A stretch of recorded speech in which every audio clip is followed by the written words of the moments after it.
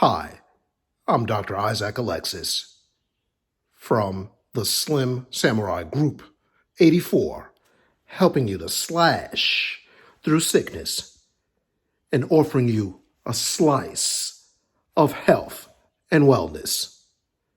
Now, we've been discussing the mighty benefits of lemons and a critical elemental mineral that lemons contain, being magnesium. Now, magnesium, as you may or may not know, can cause migraines. I've seen the horrific effects that migraines had on my patients when I worked in the emergency room. They would say to me, Dr. Alexis, turn off the lights. And please tell everybody in the adjoining rooms not to make any noise. Well, I can help them with the first choice and turn off the lights. But in terms of making everybody quiet, it's the emergency room. It's quite difficult to undermine and undertake that process. So we're going to look at some strategies today in dealing with migraines. Also, we're going to look at a randomized, double-blind clinical trial on migraines and magnesium. Now, people who suffer persistent migraines are more likely than not to be magnesium deficient.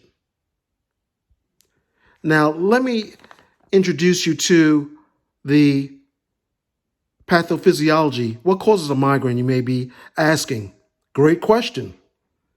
Now, we're going to talk about the cranial nerves, specifically the fifth cranial nerve, which is known as the trigeminal nerve. It's typically involved with migraines. It runs across the side of your face like this and like this. It's responsible for sensation along the face. And I could tell you, when I was 18 years old and a guy threw a football with all of his might, my face caught the football before my two hands could, and boy, did my trigeminal nerve let me know that I was going to be black and blue for the next 2 weeks. And sure enough, I was. The pulsating, painful sensation, which was transmitted via the trigeminal, the fifth cranial nerve, let me know that that football was no joke slamming into the side of my head that day. Now, in addition to sensation, the trigeminal nerve functions in motor as well. It's responsible for biting and chewing. Anybody enjoys those porterhouse steaks and lobster tails?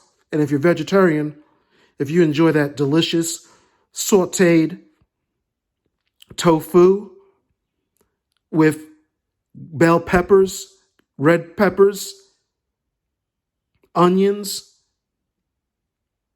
and garlic,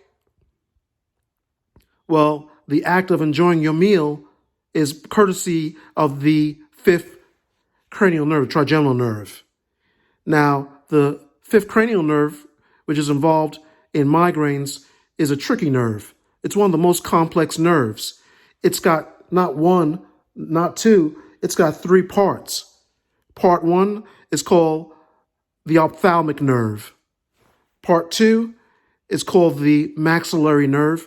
Part three is called the mandibular nerve. They're known as V1, V2, and V3. There's also some taste fibers as well contained in the trigeminal nerve. Now, in migraines, there's activation of sensory trigeminal nerves with a cascade of events that leads to inflammation signals. These inflammatory signals are sent to the trigeminal nerve fibers that surround blood vessels in a layer of your meninges called the pia layer. PIA, pia. This innermost meningeal layer is right on top of your spinal cord. It has an outer layer called the dura mater and arachnoid mater.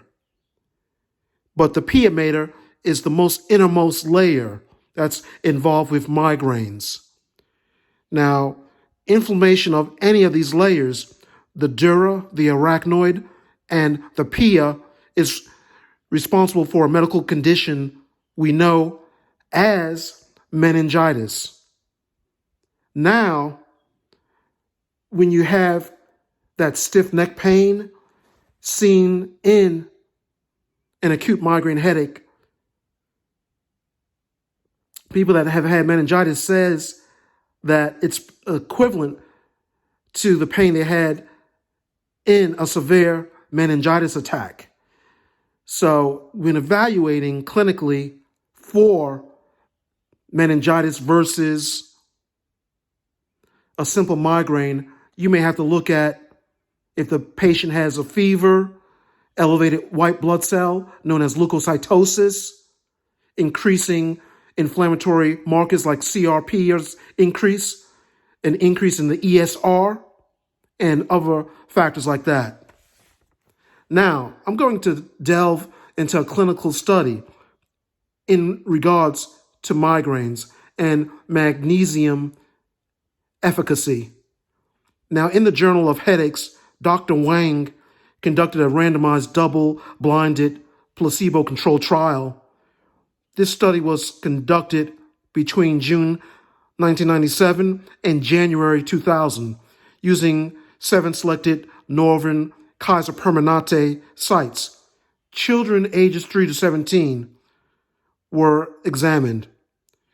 They reported a 4-week history of moderate to severe headaches that were throbbing with a pulsatile quality that was associated with nausea, vomiting, and avoiding bright lights and loud sounds, but no fever or infection, which is important to rule out and evaluate for possible meningitis, which may not be related to the migraine in the first place.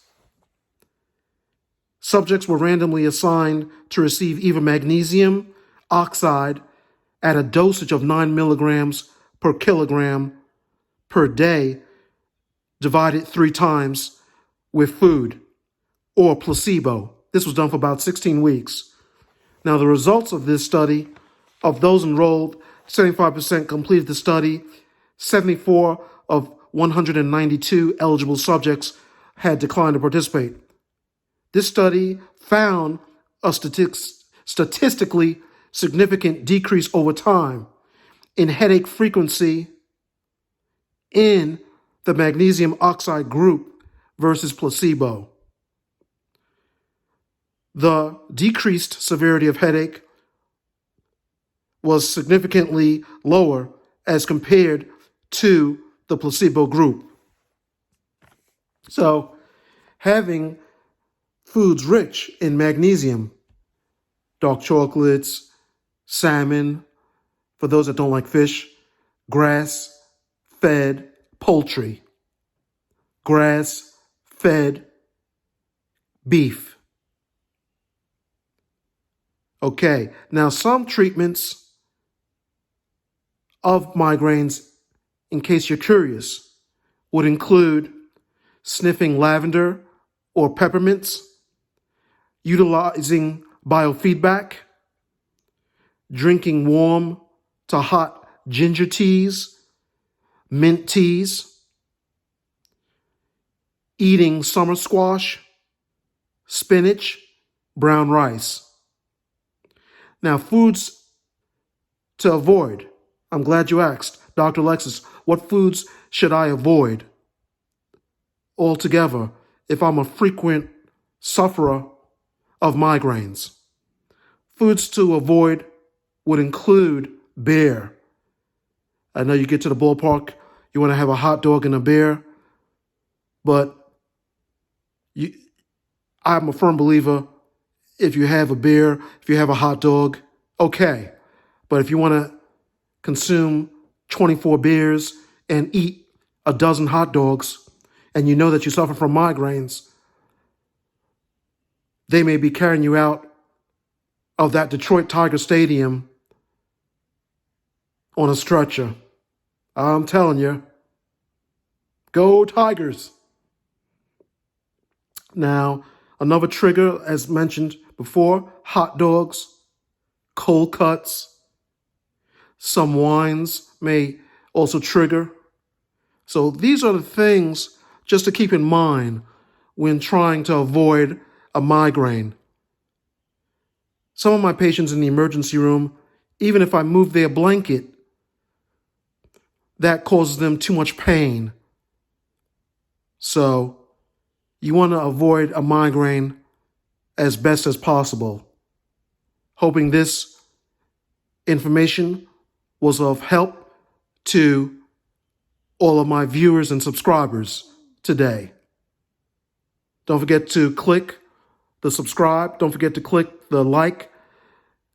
Also, write something in the comment section. If there's a topic you want me to talk about, I'll do it. Send this video to 25 of your friends and relatives. Don't forget to check out my store to purchase my health and wellness books at Medicalwellness.blog, B as in Bob. And don't forget to sign up for my one-on-one consultations at https://www.slimsamurai, that's SAMURAI.com/.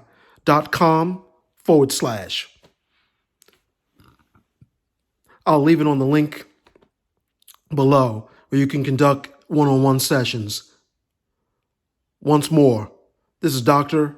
Isaac Alexis from Slim Samurai Group 84, helping you to slash through sickness and providing you a slice of health and wellness. God bless.